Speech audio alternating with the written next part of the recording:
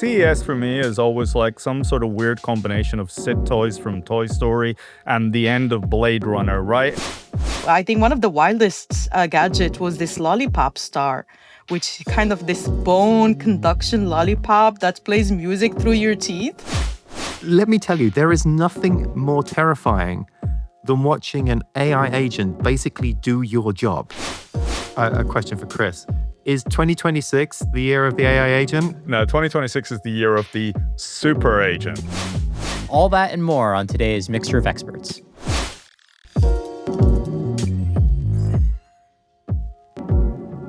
I'm Tim Hwang, and welcome to Mixture of Experts. Each week, MOE brings together a panel of the smartest minds in technology to distill down what's important in artificial intelligence. Joining us today are three incredible panelists. We've got Chris Hay, Distinguished Engineer, Kaoutar Maghraoui, Principal Research Scientist, and Martin Keen, Master Inventor. Welcome to you all and happy 2026. We've got a big episode today, as always. We're going to talk a little bit about Meta's Manus acquisition. We're going to talk about this new paper out of DeepSeek focusing on model scaling. And we're going to end with a super interesting little report that came out polling Americans on their views around AI. But first, of course, the big event of the week is CES. I obviously want to talk about the gadgets. There's a bunch of really fun things going on in AI and gadgetry, but I would be remiss if we didn't focus first on Jensen's keynote. NVIDIA has announced NVIDIA Rubin, which is their new platform. And as per usual, I think, again, we've been a little bit desensitized to how quickly things are moving. But even with this announcement, I was a little shocked. So what Jensen is promising for NVIDIA Rubin is a platform that's 5 times more powerful than Blackwell. And basically, they're claiming a reduction of token cost for inference by about 10x, which would really change a lot of what we know about how the economics of this space work. Chris, do you want to talk about what your hot take on Rubin is? I mean, I think that obviously the chips are going to get better and better because at the end of the day, everybody's using NVIDIA for their training. And actually, in some regards, with competition coming in from inference, although I have to say that some of that competition is gone now that they've bought Grok there, they want to be able to keep folks on NVIDIA chips. So actually, probably the thing that's most stunning to me there and not surprising is that they are focusing a little bit on the inference side of things over the training. Of course, there's a massive effect on training there as well, but that sort of change and focus onto inference probably makes sense, especially with more and more of the frontier labs going towards TPUs and going with Google there. I think it was sort of inevitable that Jensen was going to come out with a faster chip with 5 times the speed of inference. So great to hear. It's great for AI, but I'm not that surprised. Yeah, I think it's sort of interesting thinking about this on the backdrop of all the other competition that they've seen pop up over the last year or so. Kaoutar, I know you're in this space day in, day out. Were you surprised by how far ahead Rubin is, or is this kind of, par for the course of what we expect from NVIDIA at this point? Yeah, I wasn't actually surprised. I think it's, like you said, part of the course. Of course, there's why a lot wasn't of it 10x, focus. more powerful than Blackwell? Yeah. So, of course, this is something that they've been working on, especially on the inference side. So, to get to where they want to go with especially the large multimodals, the robots and so on. So, that efficiency becomes super important. And, Jensen here is betting that AI's next home isn't a chatbot, but a robot. And in this year, we finally stop talking about LLMs and you really start talking about LMMs, like these large multimodals that move. So I think it's an interesting shift here. And, if you look at NVIDIA versus the world, with the government taking like 10% stake in Intel and AMD, releasing these world's fastest gaming chip like Ryzen 7, etc., is NVIDIA's hardware more finally being threatened? Or, does, Vera Rubin here move, the goalposts too far? So I think it's interesting dynamics to see here playing. But I think what NVIDIA did is set the tone for the year ahead with this bold claim that AI isn't just a technology domain anymore, is also shaping every aspect of computing. And I think the Rubin platform, NVIDIA's next extreme, this co-designed AI infrastructure that promises to cut the cost of AI inference dramatically. This isn't just about true neural performance by reducing the tokens cost that you mentioned. I think NVIDIA here is trying to make large AI workloads also affordable and deployable at massive scale.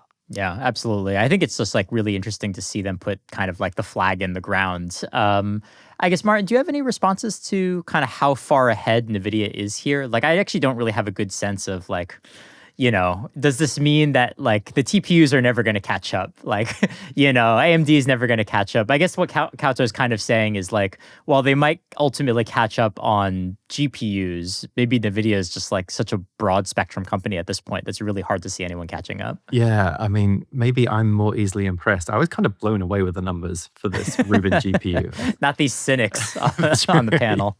But yeah, I mean, what I thought was particularly interesting about this is that this is not something that's available. Like, you can't go and get these chips anytime soon. They're talking about second half of the year. So we're at least 6 months out. So it really is, like you say, Tim, kind of a stake in the ground to say that this is what is coming.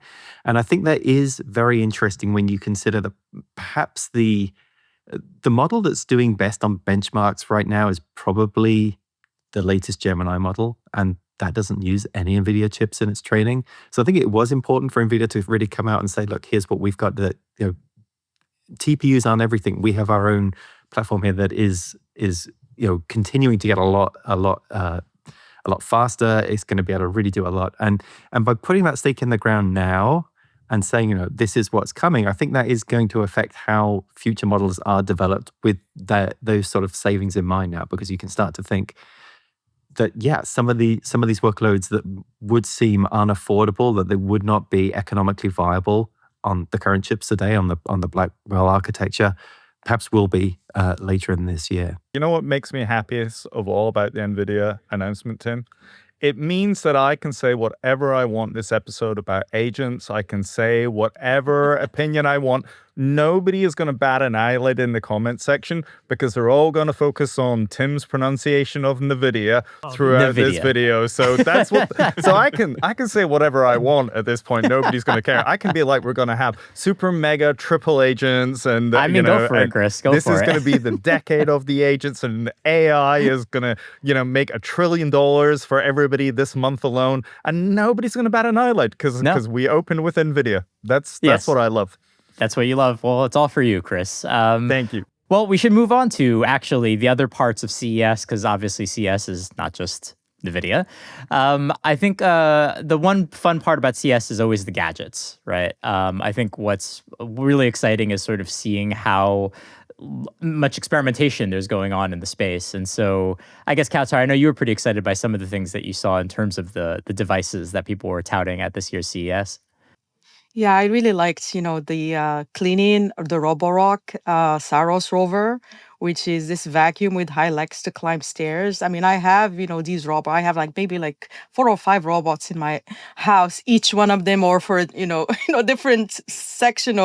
So I like this, one robot that can navigate, your house, climb up the stairs, even clean the stairs. So, but I'm not sure when that's going to be available. I think one of the wildest gadget was this lollipop star, which kind of this bone conduction lollipop that plays music through your teeth. I found that really pretty wild and very weird.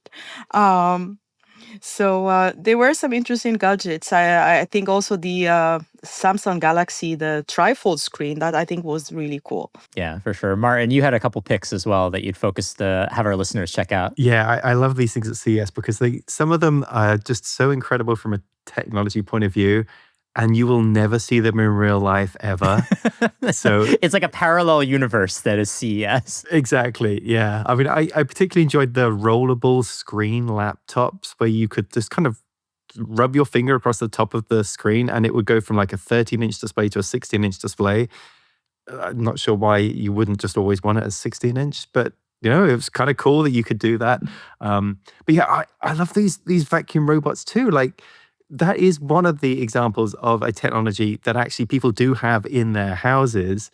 and just how far they've come over the last few years. I mean, I got one of the first Roombas when it came out, and you had to charge it yourself. You had to empty its bin itself. It was like more work to manage that thing than it would save you in vacuuming time. And now, of course, they all can charge themselves. They go to their own docks to clean it out. But yeah, that stairs thing is really the last hurdle. So the fact that this thing could basically sprout legs and climb up the stairs and clean the stairs as it went as well, fantastic. I've got to get one of those. Nice. Chris, what do you got? I mean, CES for me is always like some sort of weird combination of Sid toys from Toy Story and the end of Blade Runner, right? And it's all like, here's a doll with a roller blade attached to its head driving around or whatever. And you just look at it and go, oh my goodness, what is going on here? But on a serious point, I like the innovation. For me, it's got to be the Lego Smart Brick. I think that's what I want to be playing with. I've got to have some fun with that. And I think one thing maybe I want to add, maybe there is also this AI fatigue that I see. A lot of, the gadgets, it was, I think AI was the centerpiece of the consumer and the enterprise technology that was shown. Nearly every product category, from TVs, appliances, robots, vehicles, etc., advertised some form of AI capability. But so I think maybe consumers here are overwhelmed by features, maybe without also clear value. And also one thing I noticed, maybe this is my take, that many of these AI gadgets, they try to solve the UX problems poorly, not really intelligence problems. And also it is also showing that CES is no longer about invention, but it's about integration maturity. The real story here is not what was shown, but what did not also change. That, the same constraints around memory, bandwidth, latency, energy efficiency, reliability, and so on, I think they're still there. Yeah, I think it's kind of like that. I agree with you, Kaoutar, is like sort of in the midst of all this craziness, there's actually some really important stuff kind of going on underneath about how these devices are going to fit into our lives. I think edge AI, I think it also still lacks some, strong guarantees, especially around privacy, determinisms, and also the offline behavior. So, and I think that's going to be really especially important for the next wave of these consumer AI. I think it will come from predictability more than maybe novelty, because there's a lot of novelty that we've seen already.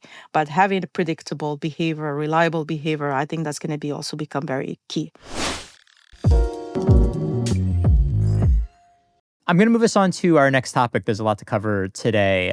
So this happened right at the end of last year. Meta announced another mega acquisition of Singapore-based agents lab Manus for $2 billion. And this caps off, obviously, a year in which Meta was spending a lot of money to acquire talent, really getting into the acquisitions game. I guess maybe, Martin, I'll kick it over to you. Why does this acquisition make sense for a company like Meta? Well, it gives them something that they don't already have, which is a really powerful agentic AI platform that can just do a whole lot of work for you. So I'd not used Manus AI, and then when this announcement came out, I was kind of curious as to what it could do. Like, I should check it out now. Yeah. So I went on and I just sent it a task. I mean, the basic idea of this thing is it's kind of an autonomous multi-agent system, and it can run within its own kind of computer effectively. It's an Ubuntu workstation it has access to. So I just said, create me a presentation that will teach me what Manus AI is from a technical perspective. And you can watch it work. So as it's doing this task, it's basically going out and it's running a web browser, and you can watch it go, move its mouse and navigate through websites. And then it was performing some editing with Markdown text. So it was like making notes of what it would see in Markdown. You can see it kind of typing into the editor.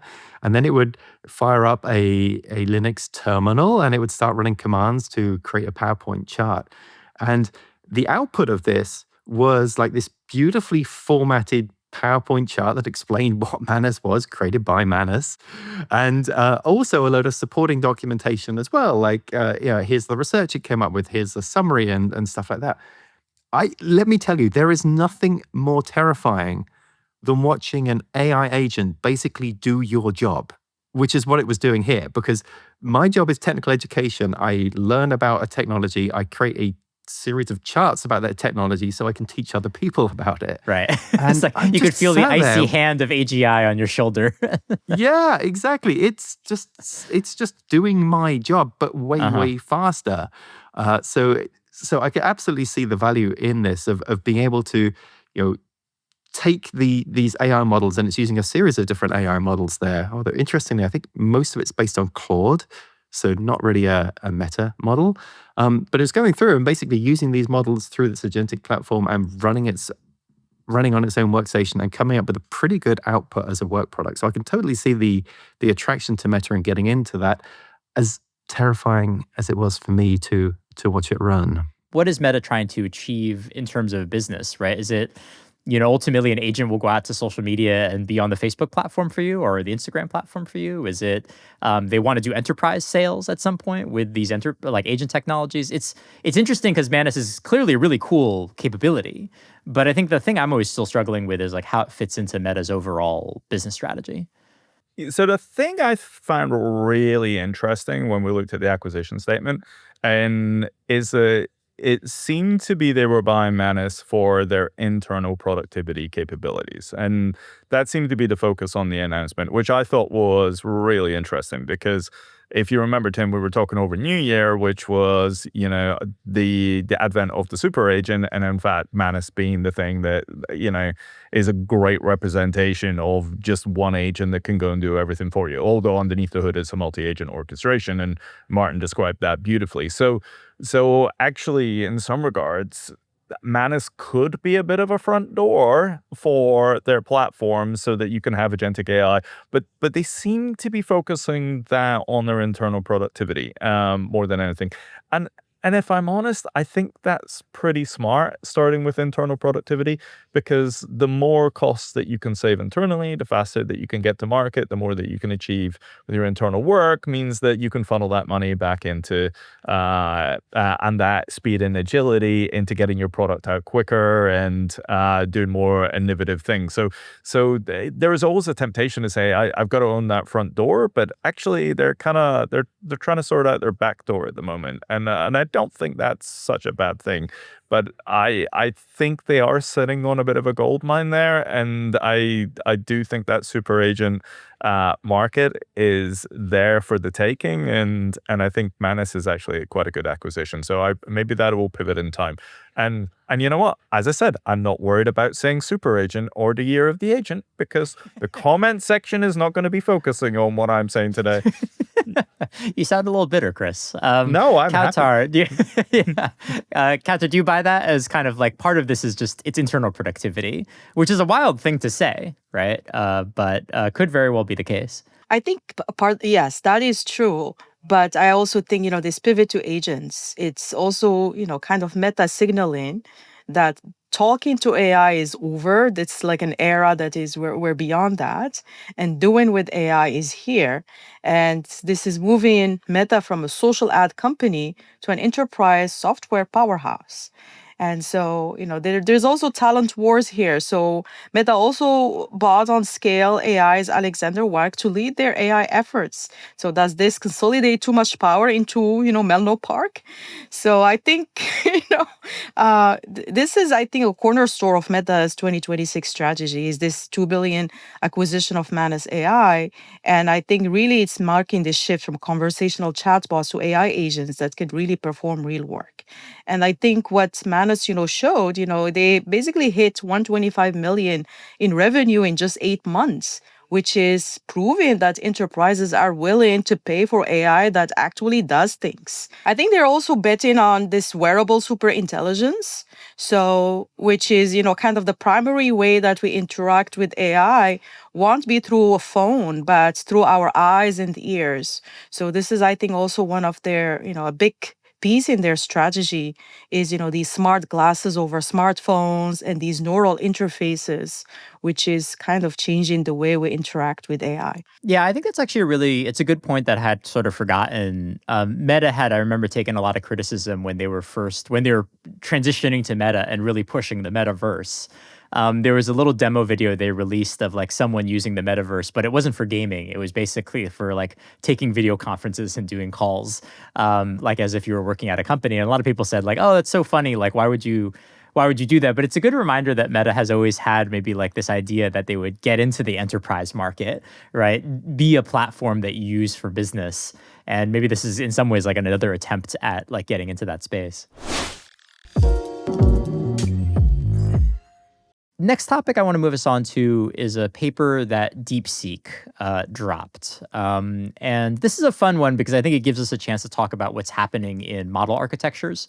So I'll give you kind of the quick summary. DeepSeek is basically proposing a kind of architecture that they call manifold-constrained hyperconnections, or MHC. And it's essentially considered an improvement over the original sort of HC design that was proposed by ByteDance back in 2024. And so that's like a lot of jargon if you're not really following, the papers very closely. I think kind of what's interesting, though, where I want to start with this discussion, and maybe Chris, you'd be the best person to kick this over to, is do you want to talk a little bit about what ResNet is? And then I think with that foundation, it's sort of interesting then talking about what's happening with HC. Okay, so if we think about the transformer architecture for a second, and why DeepSeek is super interested in this. The cost of training is absolutely huge. And if you remember, they are quite constrained on the GPUs and they need to be able to do that as cheap as possible. When we look at a sort of standard transformer architecture, really what is happening is you have a single stream which the model is essentially looking at. So when you're training a model, for example, you have all this embedding information, and it's literally going through the layers. And this information, from your prompt all the way through, is just traveling through this layers as a stream. Now, if you think about what's going on there, that means that as you go through the layers, a bunch of the information gets modeled up, etc., and they all end up on this one big stream. What they are doing in this sense to be able to improve the training is they're parallelizing the stream. Parallelizing the stream. So that means there are multiple lanes in this, and the data is splitting up and then moving through the layers. Now, that obviously makes it more efficient, which is great, because then that means that they're going to have cheaper costs. So remember what I said about GPU constraint and the cost of training large models. They're trying to bring the cost of training models down. However, the problem that you have there when you're training models is the fact that the model can, basically, if you get a sort of a weak signal, it can amplify and amplify and amplify, and then effectively ruin your training run. And that's basically known as either the exploding or the vanishing problem. So what you're really trying to do on the training is if something you want to be able to constrain things a bit so that if one signal doesn't end up amplifying and blowing your training run. And that's really what the manifolds are doing in that sense, of this piece. So it's essentially stabilizing that, it's bringing it all together so no individual signal is going to blow up your training run. And therefore you get a smoother run, and therefore it keeps the training on track, and then it's not going to cost you a lot of money. So what they're aiming for is basically cheaper training, right? And more kind of stable training at that point. And that's really the focus there. And they've achieved that, right? Based on the paper, they've done a pretty good job there. So I think a lot of people are going to be taking on that architecture going forward. And what that means for the industry, and I think it's good, is that other people are going to start utilizing these techniques, and the cost of model training and the cost of, hopefully down to us, being able to fine-tune will become cheaper and more relevant, and therefore make it more accessible for everybody else. This is, a good thing, of course. I think, Kaoutar, I want to bring in a little bit of the hardware story to some of this. What I mean by that is, I think we had a conversation almost maybe summer last year where we were talking a little bit about this race that's been happening, where it's basically like, how cheap will compute come, and can you just keep buying more and more of it? How quickly can you lower the cost of training and make that like the way that you get to what you want to do? Both are happening in some ways, right? Like you have NVIDIA launching all of its new platforms at the same time that you have all of these model innovations happening. And I guess the question for you is like, are you more or less optimistic about one side of this equation or the other? Or does it really kind of feel like both are kind of like moving just very, very rapidly? I think it has to be a really deep co-design, model architectures improving, underlying systems improving, but, this extreme hardware, software co-design, has, to continue. And I think what, DeepSeek here did with this new algorithm, they did not, eliminate the scaling laws. They're just reframing them as an efficiency and architecture problem. So the interesting takes here is scaling is shifting from parameter count to data efficiency. How, like Chris mentioned, how the information is flowing inside the model instead of having, these like chains, you're having these layers, these hyperfolds, hyper connections in a more efficient way. Instead of having these random things, like these connections grow randomly, you're doing it in a more controlled way. So the optimizations here often pushes, complexity downstream into the systems. And, this approach that they're proposing, it favors data flow and custom accelerators. So, I think we often talk about, the data flow architectures versus, the way, the data parallel architectures and so on. So, for example, if you look at, some of the accelerators that we're developing at IBM Research, like the AIU, it's a data flow architecture, which is much more suitable for LLMs and for these because, the data flow is much more efficient than just, focusing on the compute intensive, with these dense models. So the future of scaling here may be architectural and system level, not just purely mathematical. As these AI models get bigger, they usually, get better, but also much more expensive and harder to train. The training stability becomes a problem. So today's approach to improving AI mostly relies on brute force, adding these, more data, more compute power, more parameters. And that's what traditional scale laws, that OpenAI and others have shown.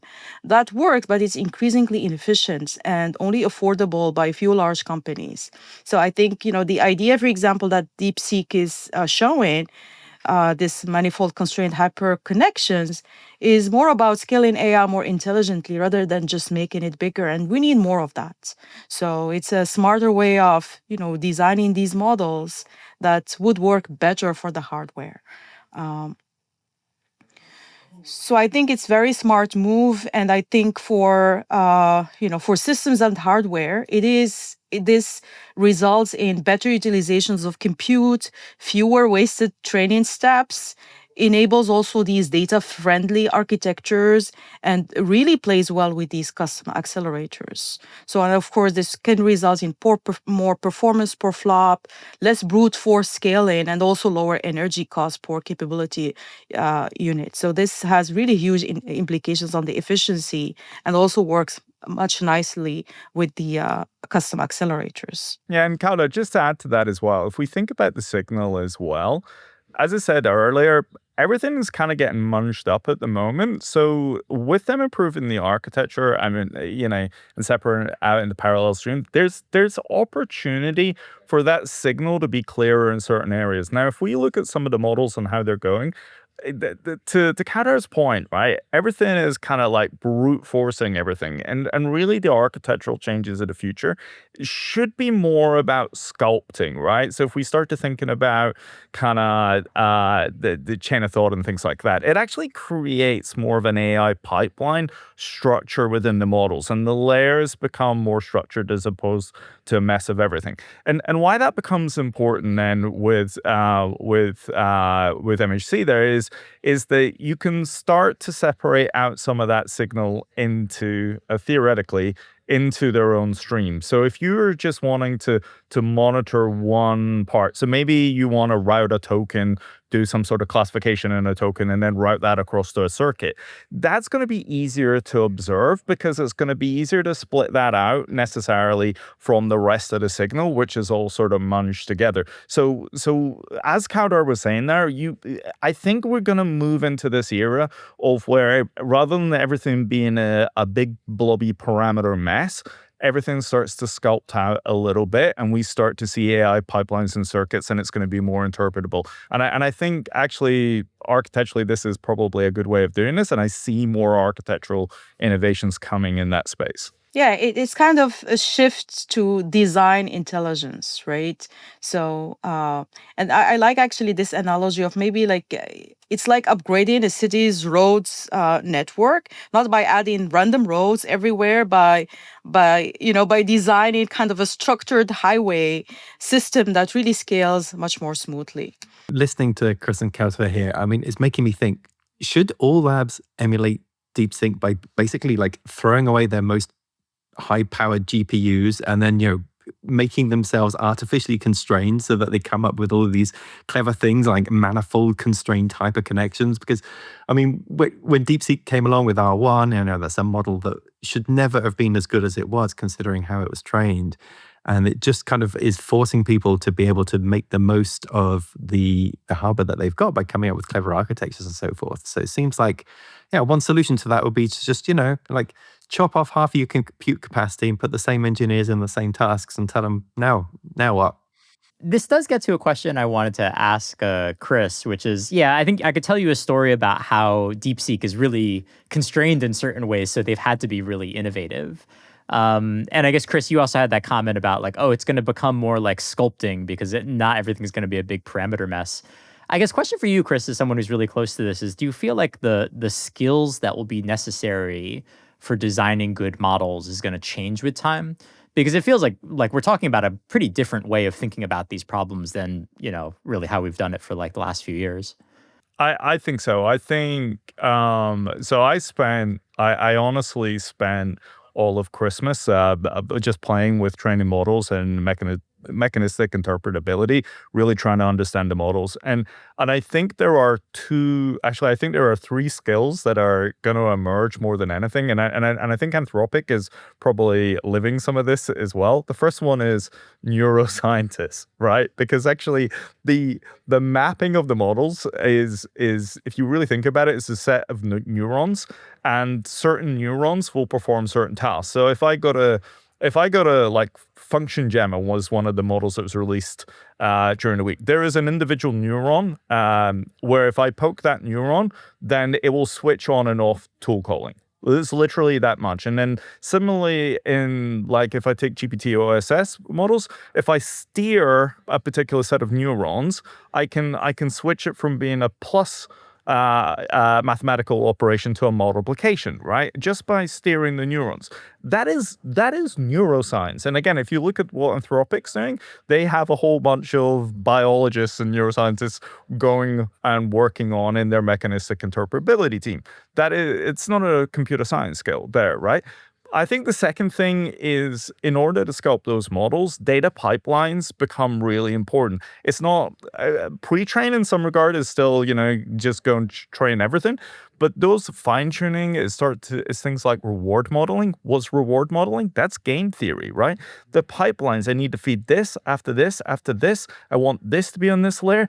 That is pure engineering and sculpting of pipelines. So I think those become back to being engineering problems as well as sort of data science. And then I think the third one, which I think is the most interesting, along with the game theory, is the economics and the psychology elements of this, right? What is the model going to do in different scenarios? So I think there's a whole set of skills that are beyond traditional kind of compute skills or data science skills to be able to train these models. And I love it. It's super interesting. This is really true in this interdisciplinary here, that's combining multiple sciences and fields and so on to solve these amazing problems.